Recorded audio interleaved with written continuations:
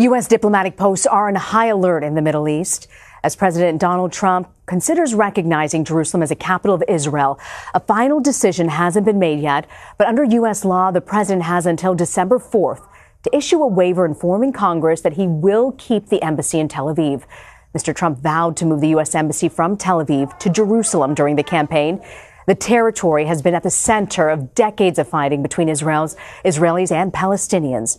Ronen Bergman is a contributing writer for the New York Times Magazine and author of the book Rise and Kill First, The Secret History of Israel's Targeted Assassinations. He joins me now on set. Ronen, as you know, for many years, various White House administrations has held the issue of declaring Jerusalem as a capital as something they were going to wait to the last minute to decide at the end.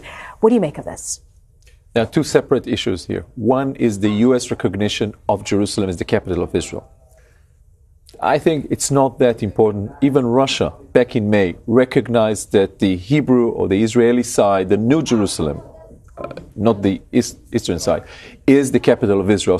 And Russia is not considered the most pro-Israeli state country in the world. So this is not extremely important. The situation, the place where the embassy is located is extremely important. And if the president will follow his, as you said, his election, one of his main slogans in the election vis-a-vis the Jewish community in the United States and Israel, and will relocate the embassy from Tel Aviv to Jerusalem, that is a dramatic and very important decision. My take, he will never do that, because at the end of the day, he faces, I would say, severe anticipation from the American intelligence community that would lead to a new break of violence in the area, to severe condemnations from other Arab countries, to many, many negative developments. So I think he will not do that. If so, it's a new game. Wow. I want to ask you, why do you think he's considering doing this now?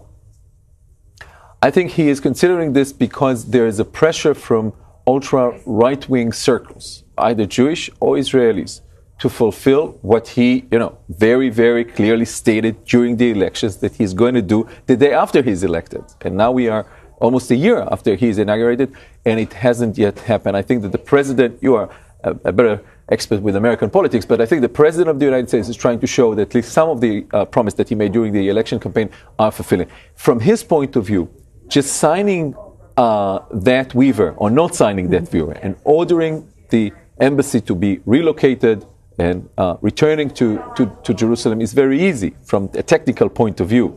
They are already looking for some installations, some building in Jerusalem to buy. But again, I think that the outcome, or the likelihood outcome, could be horrendous. Big day today in Washington for Michael Flynn, pleading guilty to lying to the FBI. One of those accounts was, in fact, lying about meeting with the Russian ambassador at the time. This was then under the Obama administration on a UN vote dealing with Israeli settlements. It was the understanding that the Obama administration was actually going to vote condemning this activity, settlement activity. What do you make of it, and what are people in Israel saying about this? I think that the general perception, it's not mine, but the general perception in Israel was that the Obama administration was very hostile towards Israel.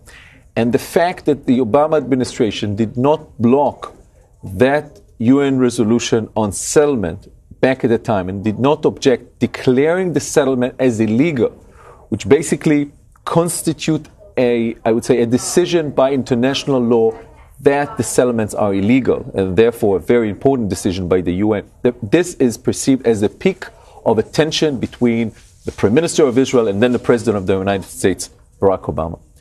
If indeed the people around later to be President Trump, met with the Russian ambassador to have some sort of coordination around that, and that even was leaked to Israel of if there were Israelis involved in that sort of maneuvering behind the back of the Obama administration, I think the implications could be very, very dramatic to the investigation. But it's very clear, at least from the allegation as they are published, and I don't know if they're true, that the issue of the Middle East does not just concern the Middle East, and it always has direct implication to what is happening here in the United States. And it's evident during the campaign that if it's true the people were while campaigning to be the president of the United States, were actually dealing with what is happening in Israel, possibly trying to recruit the assistance and the support of American Jews and the right-wing government of Israel. Right now, the Israeli Prime Minister Benjamin Netanyahu is facing a corruption scandal. Tell me about that. Do you think he survives this? No. No? No.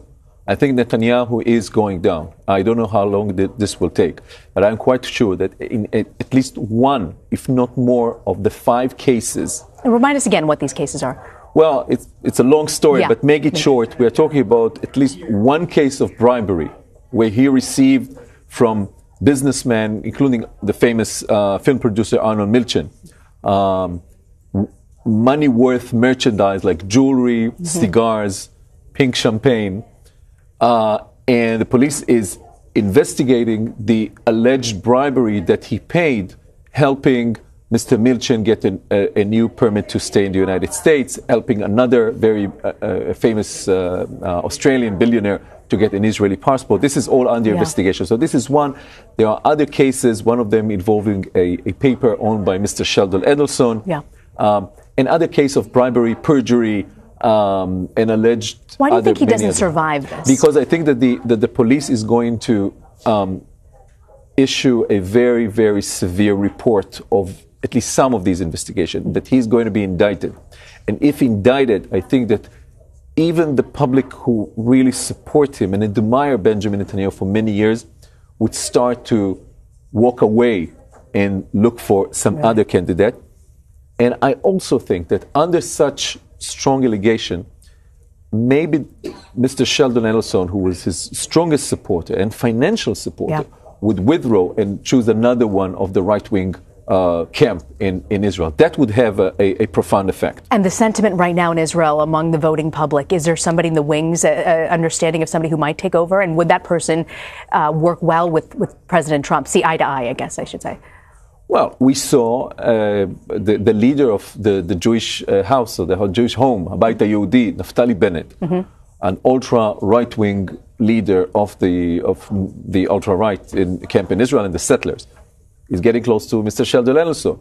I think that in many of the points and topics he would see eye to eye with President Trump. It's still early to say. Netanyahu would clutch to leadership as much as he can, and is trying to legislate all sorts of law to diminish the authorities of the police and harm the investigation.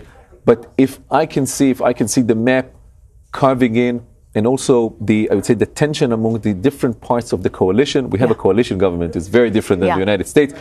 I think elections are coming. Winter is coming.